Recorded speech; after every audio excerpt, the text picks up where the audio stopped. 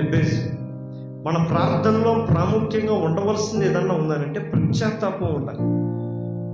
పశ్చాత్తాపము లేని ప్రార్థన ఎప్పుడూ పరివర్తన కలుగు చేయదు.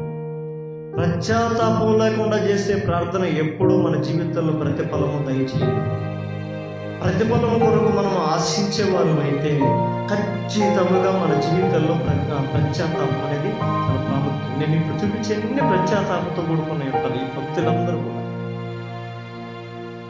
అందుకని పశ్చాత్తాపానికి మించిన ప్రాయశ్చిత్తం ఒకటి మరొకటి లేదు అంటారు పెద్దలు.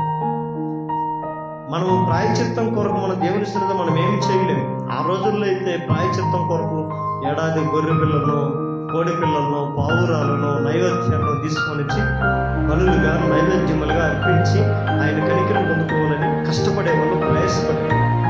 ఈ రోజుల్లో మనం ఏమిచ్చి దేవునికి ప్రాయశ్చిత్తం